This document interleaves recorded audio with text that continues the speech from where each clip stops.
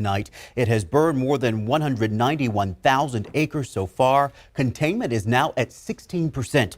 The fire is pushing deeper into the Tahoe Basin, and after 2 weeks, it is now burning in 2 counties, El Dorado and Amador County. We can tell you more crews were able to join the fight in protecting the South Lake Tahoe area overnight. Now, if you take a look at this map, it's showing you the Sierra region. We have live team coverage throughout the area, and we will get to that in just a moment. But first tonight, we have confirmed a firefighter battling the Caldor fire is hospitalized with 2nd and 3rd degree burns right now. West Stanislaus firefighter Richard Garrity was burned Saturday while along the northeast section of the fire. He burned 20% of his body, his hands, legs, and the back of his arms from the Caldor fire. If you would like to donate to his GoFundMe or send him cards or well wishes, head to abc10.com/links. He has a wife and a child as well, Chris. It's just so sad. There's a lot of concern as the Caldor fire also closes in on the Kirkwood ski resort too. So let's go live now to ABC 10's Kurt Rivera for a look at just how close the fire has come so far, Kurt. Hey, Chris, it is very close. We're at the intersection of Highway 88 and the Kirkwood Ski Resort. I'm going to step away here. My photographer, Zoran's going to zoom in there on the Caldor fire. There it is with a lot of smoke. As you see the sun trying to come through here, and it's been like that most of the day. But what has been the big problem here, as we have talked about over and over, the winds are very gusty and calm at sometimes, and right now it's just a little breezy. This is video here that we shot earlier showing on the ground crews here at Kirkwood trying to cut away some of the vegetation with chainsaws, protecting the cabins and this beloved ski resort. The ski lift, the cabins are intact as we speak. Bulldozers have been clearing away timber along Highway 88 as we drove up here to Kirkwood. In the air, this has been the key now.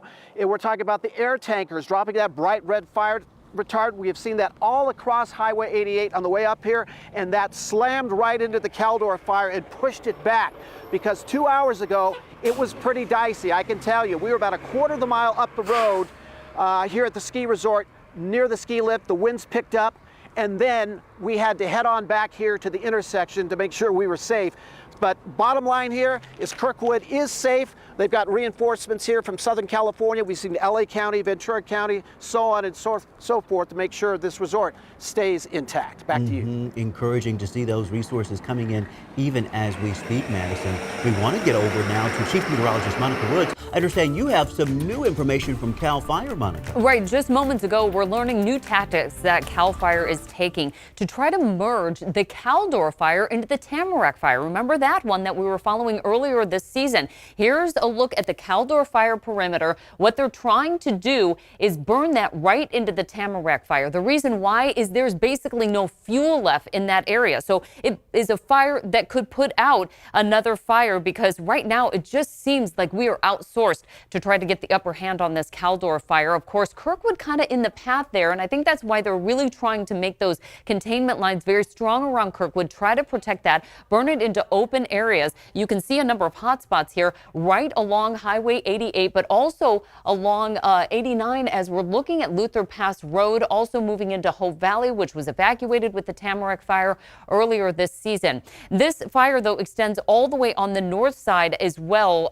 closing in on South Lake Tahoe, but they've been able to do a pretty good job for today, although Meyers starting to see some hot spots there. But again, the eastward progression has been rather concerning, especially as it marches a little bit closer to the Nevada state line. Winds have been promoting a lot of this growth for today, and we've also had some gusty winds occasionally, especially around fire lines. Remember, fire can create its own weather, and so winds can be upwards of almost 10 miles per hour, 10 times, I should say, faster than what we're seeing at the monitoring sites. Humidity critically low, only 9 to 14%. We should be seeing that closer to about 30 to 40% at least, and it has remained very low throughout the day. This is the time that is most difficult for firefighters. We have the late afternoon conditions, highest temperatures, strongest upslope winds, and lowest humidities as our red flag warnings continue. Again, new tactics in place tonight as they try to merge those two fires. That is the breaking news even as we speak. We continue our live team coverage with ABC 10's John Bartell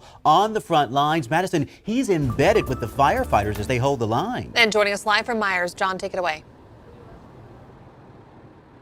Yeah, hey guys, it's actually some good news over here. These guys have really been hitting this fire hard along here. You can see just a lot of like smoldering brush around here if you take a quick look around. But the reason they've been able to knock this fire down, at least along Highway 50 here, is just because they've made a lot of these fire lines. And look up here, they just got a barrage of fire crews, ground crews working this area here. So that's just to give you where we're at here.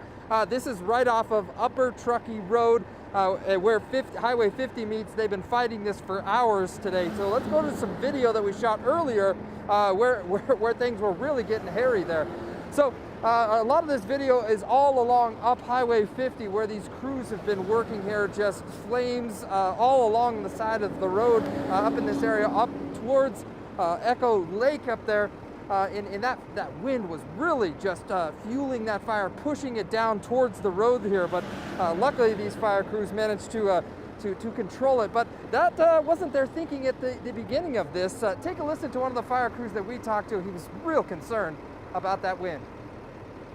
Every fire is different, really. So it's just learning the piece of ground that you're assigned to, and then, coming up with where you want to put in your control lines, and hopefully they hold. And at least it looks like it held right out here, at least along the Highway 50 area right around here. And this is a very important area because we do have some homes on the other side here. If you guys want to come back out here live, you can see all that's really burning here is a lot of this brush, the leftover hot spots. And a lot of these crews behind here, what they're doing is they are just taking these hoses, and this is pretty much what they're going to be doing the rest of the afternoon. They're going to be working to find these hot spots, put them out whenever they can. So guys, just a little bit of good news, at least for now. Hopefully that wind doesn't kick back up. Absolutely, John. It's good to see the firefighters getting a good handle on those small spot fires. Keeping them small is really key because, again, slowing the fire spread is paramount to protecting those homes. Certainly true. ABC 10's Brandon Rittiman is near Heavenly Ski Resort tonight to show us how they are preparing there. Brandon, bring us up to speed. Yeah, we've actually relocated. Sorry you didn't get that message. We're a little bit closer to Meyers. We're in the neighborhoods in between Meyers along Highway 50 and the Pioneer Trail. There's sort of a whole neighborhood that connects in that sort of corner as you make your way to Pioneer Trail. And what we see right here is some mopping up of hot spots from pretty heavy fire that roared through here earlier today. Interesting story. I was just talking to one of these guys' teammates from their crew. They're actually local. They're based out of Meyers, at the Cal Fire base right there. They were off yesterday when the fire came roaring into the basin because they'd just been deployed to Dixie and to the Caldor fire over on the Placerville side of the fire. They're in their 2 days off. They get evacuated on their days off, and now they're right back on the line. So spare a thought for what these folks have been going through this fire season. They're right back at it and doing just yeoman's work. They just took this tree down because it had a nice, they call it a cat face at the bottom, is where you see that fire burning inside the trunk of the tree. Want to show you what it looked like this morning. This is from much earlier today, and we're going to show you the firing operation in Meyers. This was closer to the agriculture station that you are familiar with if you come up to South Lake Tahoe along Highway 50, and just absolutely roaring flames got going when we had this backburn going. I'm hoping we're seeing that video earlier today. And it actually got to the point where they had to take off sort of bigger chunks of the forest than they were planning on. The idea is to burn the forest sort of a chunk at a time by lighting parts of it on fire. They had to end up taking a really big chunk kind of at the end because the winds came on earlier this morning than they were expecting, around 10, 11 a.m. And it did threaten a house at one point. They had to call in some regular old fire engines to come and start spraying this house down. The home was saved, so good news there. And what you have as a result of that work is blackened forest like we see here where I'm standing around these neighborhoods, which will make them safer. If embers start falling from the Caldor fire here, there really isn't a lot for it to get going. The bad news is they've got a lot of hot spots they got to deal with, and that's going to be a lot of work to mop up. And there's still vulnerabilities in the neighborhoods if embers start falling, so we're not out of the woods down there in these houses just yet. guys. Wow, yeah, you'd see how close you are to some of those homes and cabins in the Meyers area. Brandon, thank you. Firefighters really hard at work right now to make sure they're protecting more homes. We have some new evacuations being issued tonight in Alpine County. So listen to this. If you live west of Forestdale Road at Highway 88 and south to the Pacific Crest Crossing, you need to leave now. Those new evacuation orders were also issued on the other side of the state line in Nevada. So let's go to ABC 10's Bianca Bono live there now. Bianca, what's the latest on the Nevada side?